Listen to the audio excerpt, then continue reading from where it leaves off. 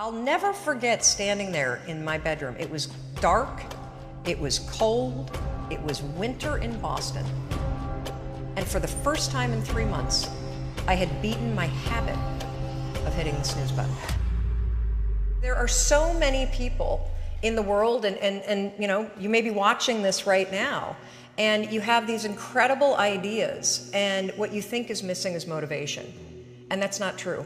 Because the way that our minds are wired and the fact about human beings is that we are not designed to do things that are uncomfortable or scary or difficult. Our brains are designed to protect us from those things because our brains are trying to keep us alive. And in order to change, in order to build a business, in order to be the best parent, the best spouse, to do all those things that you know you want to do with your life, with your work, with your dreams, you're going to have to do things that are difficult, uncertain, or scary, which sets up this problem for all of us. You're never going to feel like it.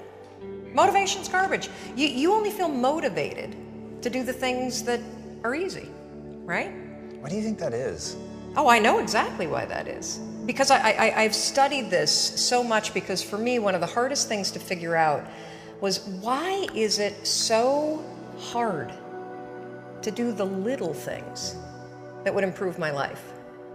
And what I've come to realize, and what we'll talk a lot about today, is that the way that our minds are designed is our minds are designed to stop you at all costs from doing anything that might hurt you. And the way that this all happens is it all starts with something super subtle that none of us ever catch. And that is with this habit that all of us have that nobody's talking about. We all have a habit of hesitating. We have an idea, you're sitting in a meeting, you have this incredible idea, and instead of just, saying it, you stop and you hesitate. Now, what none of us realize is that when you hesitate, just that moment, that micro moment, that small hesitation, it sends a stress signal to your brain. It wakes your brain up, and your brain all of a sudden goes, oh, wait a minute, why is he hesitating? He didn't hesitate when he put on his killer spiky sneakers. He didn't hesitate with the really cool track pants. He didn't hesitate with the NASA t-shirt. Now he's hesitating to talk, something must be up. So then your brain goes to work to protect you. It has a million different ways to protect you. One of them is called the spotlight effect. It's a known phenomenon where your brain magnifies risk. Why? To pull you away from something that it perceives to be a problem. And so you can truly trace every single problem or complaint in your life to silence and hesitation.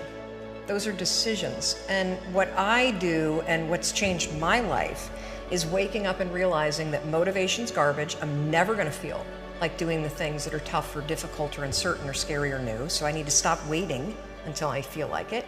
And number two, I am one decision away from a totally different marriage, a totally different life, a totally different job, a totally different income, a totally different relationship with my kids. Not like one decision, I'm divorcing you in the marriage example, but one decision on, you could be having a conversation with your spouse and you feel your emotions rise up, and within a tiny window, those emotions can take over and can impact how your marriage goes. Or you can learn how to take control of that micro moment and make a decision to act in a way that actually shifts your marriage. Your life comes down to your decisions, and if you change your decisions, you will change everything. I was 41 years old. I was unemployed. My husband had started a restaurant business, which was his dream. This is actually a funny story. When he got laid off from a big job in high tech, and I think he was really relieved. You know how a lot of us wait to quit our jobs and then we get laid off and we're like, yes. And he said, I'm not going to look for a job. I'm going to go into the restaurant business. And I think I said the most famous lines of our marriage at that point. I looked at him and I said, listen, buddy, inspiration is for strangers. You get your butt back to that job and you pay the mortgage. And again, micro moment where I'm being a jerk instead of being a supportive wife. But that's an example of where, when he said he was not going to go get a job, but he was going to start a business, the first thing that was there was fear. Right. And so fear was making the decision for me. God, I love that you can share that though. That's so powerful. Well, so what happened is the first restaurant was a home run. And of course, what do when things are successful? You grow it. You grow it really big. And so they decided to raise some money. And we threw in our home equity line, the kids' college savings. They tried to open a second and a third, and at the same point, a grocery store chain encouraged them to go into wholesale. So it basically got way too big, way too fast, and the wheels started to come off. And they came off so badly that the second restaurant failed, and they held on to it for too long, like a lot of us do. It's another trick our brains play on us called sunk costs. When you throw a ton of time and a ton of money at something, it's really hard to let go of it. And if you haven't done it in business, we all have a relationship in our past, stayed way too long. That was a trick your brain played on you. So by the time that they closed the second restaurant, it was an $800,000 loss. Ooh. I mean, that meant our entire home equity line gone. Right. It meant kids' college. I get just choked up just thinking about how terrifying it was. And so I found myself at the age of 41, like just feeling like a complete failure. And so did Chris. And to make it worse, not only had we lost all of our savings, but so many friends and family members had invested. And so there was this real tension between the truth of what was happening and what you had to do in public, because it was public business. Shame, failure, embarrassment, and the liens started to hit the house.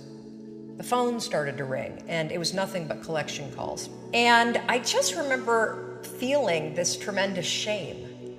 And at some point, I think we all hit that moment in life where things just are not going how you thought they would go. And what's amazing about those moments is we all respond very differently.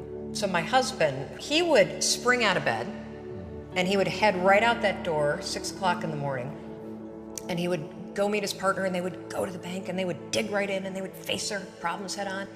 And he's also a smart guy. I mean, he did not want to be in the house when yours truly woke up, because I was a raging bitch at that point in our lives. And the reason why is because when you're scared and you're afraid and you're jealous and you're overwhelmed with emotion, it is so much easier to point the finger at other people. That's a decision, by the way. Sure. One you may not be aware that you're making, but you're still making it. So what would happen to me is the exact opposite. Is Chris would be gone, the alarm would go off at 6 o'clock in the morning, and I would lie there. And I would think about the lien on the house, and I would think about the bankruptcy that we were facing, and I would think about how much we had fought the night before, and I would think about the fact that I was unemployed, and I would hit the snooze button. I mean, why would you get up when your life is like that? Why would you? I mean, I needed confidence, I needed courage. I was so tapped out. And you know, in the scheme of life, hitting the snooze button is not that big of a deal. But here's the thing about life. None of us wake up and say, today is the day I destroy my life. What we do is we kind of check out because it feels overwhelming. Or we check out because we're afraid. Or we check out because we start listening to self-doubt. And then we make these teeny tiny decisions all day long. We don't even realize it. Decision to not get up on time, a decision to not eat the right thing, a decision to snap at your kids, a decision to not speak in a meeting, a decision to not look for a job, a decision to not deal with your finances, a decision to not call your parents, like whatever it is. All day long, these tiny decisions that take you so far off track. And then you wake up like I did and you look at your life and you think, how the hell did I get here? And more importantly, how do I get back over there? And you have no idea. And so I was so trapped. And I know from your story, you felt the same way. Like you knew that there was more in store for you, but you couldn't figure out, how do you close the gap? How do you find the power that's in you? How do you discover your greatness? How do you solve these problems? It feels so overwhelming when you can't. I mean, I would go to the grocery store and the items would scan and I would be sitting there readying my excuse because there was no way that my check card was going to clear. Wow. So I got in this struggle with myself that a lot of us find ourselves in, and that is you get trapped in what I call the knowledge action gap. You know what to do, but you can't seem to make yourself do it, right? I mean, every one of us is one Google search away from a list of instructions that if you follow any of them, it will change your life. But how do you get out of your head and stop thinking about what you need to do and actually do it? And in my case, this stuff was pretty easy. Get up on time, make breakfast for the kids, get them on the bus, start looking for a job. Be nicer to Chris. Don't drink so much. Instead of isolating yourself, pick up the phone and call a friend. Get yourself out into the woods and go for a walk. Start running again. Like all these little things that I was capable of, but I couldn't get out of here. Could not get out of here. And if you're stuck, that's the problem. The problem is you're in your head, you're thinking. That is the universal problem. And it all starts with this knowledge of what to do, and then you hesitate and you think about whether or not you feel like doing it.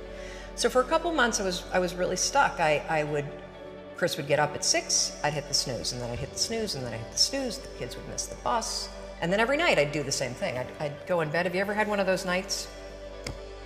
Probably before you started your company, but where you go in bed and you're like, all right, Tom, that's it. Tomorrow, it's the new me.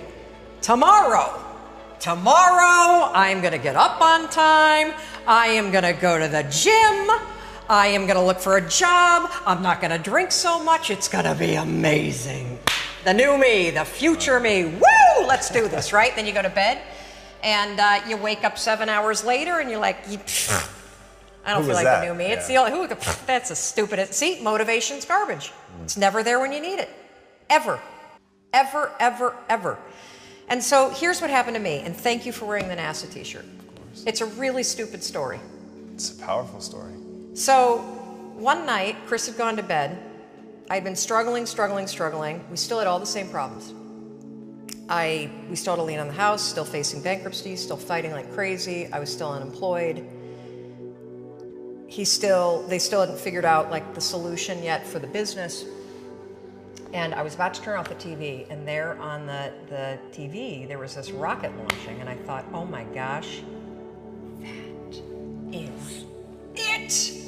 I am gonna launch myself out of bed like a rocket ship, like NASA, right here, had launched me out of that bed. And I'm gonna move so fast that I don't think.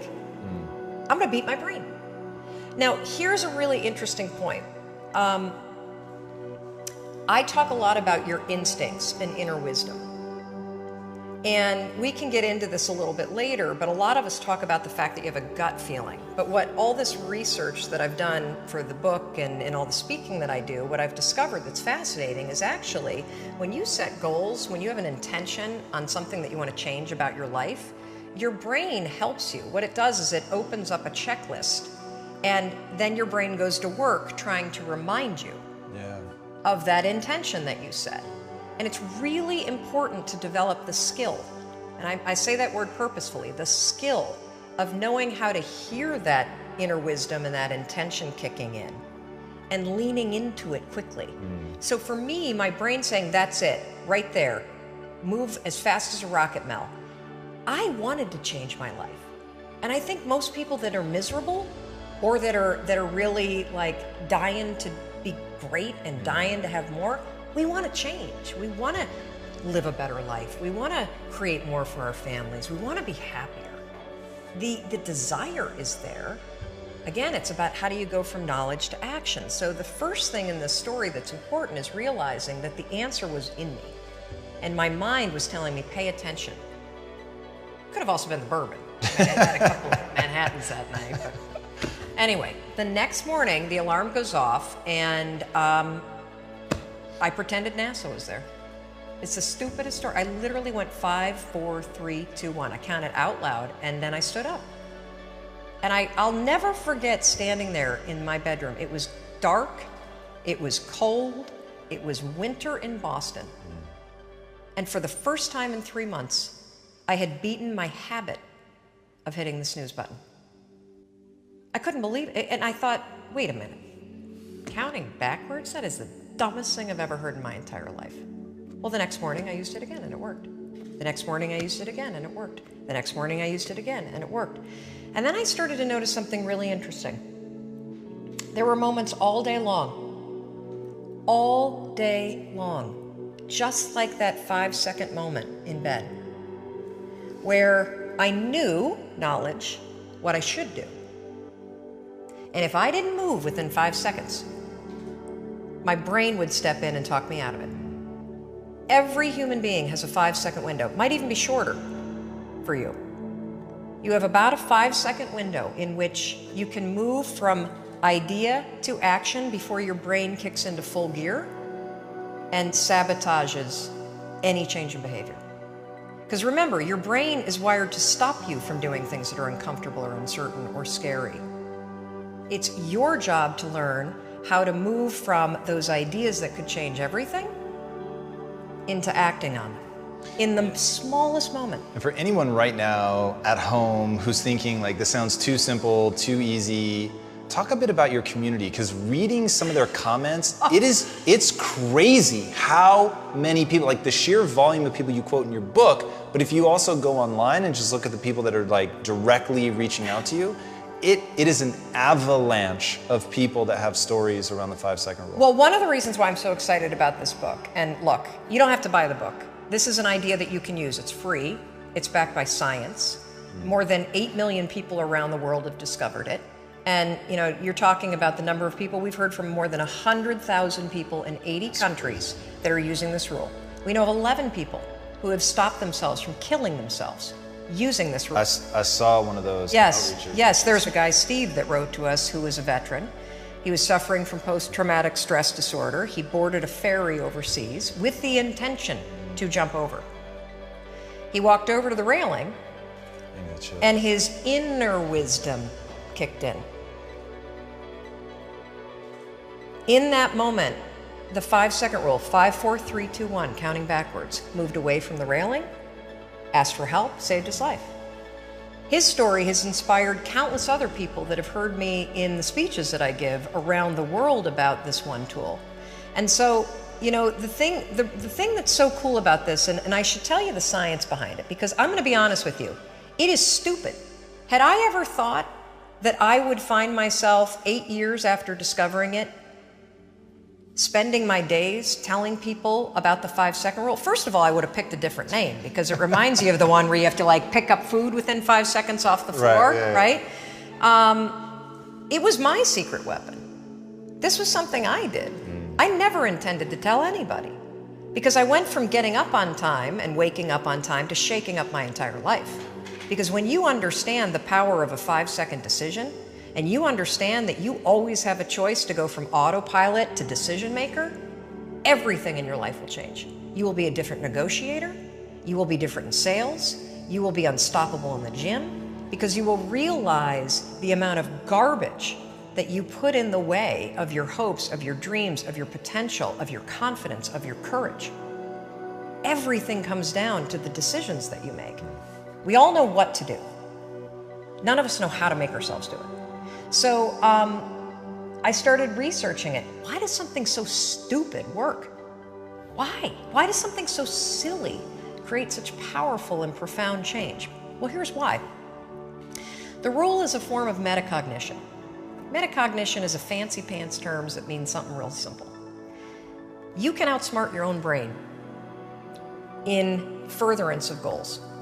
There are tricks that you can use that actually outsmart the tricks your brain plays on you in furtherance of a higher purpose. We all know this. You can restrain yourself if you're in a situation that calls for it. You can jump into a raging river to save your dog or your kid. You can direct yourself in ways if it's important to you. And so the rule, what it does is it does something really remarkable. When you count backwards, 5, 4, 3, 2, 1, what you're actually doing is you're interrupting what researchers call habit loops that get encoded as closed loop patterns in your basal ganglia. That's the part of the brain where your feelings, where your emotions, every habit that you have, which is nothing more than behavior that you repeat that you don't even think about. I've heard it referred to as a gearbox. Yeah. To shift your attention. Yes. And so when you go 5, 4, 3, 2, 1, it interrupts what's going on here that's spinning without you thinking, and it moves and awakens your prefrontal cortex. So when you hit 1, your habit has been interrupted. So you've interrupted self-doubt. You've interrupted maybe snapping at your kids. You've interrupted the desire to grab for a drink. You've interrupted procrastination. You've also, by counting backwards, done an action. It's awakened your prefrontal cortex. That is the part of the brain that you need that's awake when you're changing behavior, when you're learning new things. When you hit 1, it's also a prompt. So in the language of research, you'll hear people talk about starting rituals. That is something that's proven to help you learn a new habit. The 5-second rule, when you repeat it, becomes a starting ritual that triggers you to act with confidence, that triggers you that this is a moment for courage, that triggers you to shift gears. And because you've also done the manual work of awakening the part of the brain that you need to change, you've set yourself up for success. It doesn't work if you count up, because you can keep going. And also counting up doesn't require focus. If you count backwards, 5, 4, 3, 2, 1, it again awakens the prefrontal cortex and it prompts you to move. When you start to use it and then you read about it, you'll see that it's being used all over the place. They use it in the armed services in order to align troops and get them to start an exercise. They use it at elementary schools, 5, 4, 3, 2, 1, at big assemblies to get a huge room full of kids to stop talking. Really simple and interesting example, yeah. Because it requires you to focus. It's not a habit. It will become a habit that prompts you to have confidence and courage. But in the beginning, it interrupts patterns of behavior that you do on autopilot. It helps you assert control, and it teaches you how to become the kind of person that moves from thinking about something to actually doing it.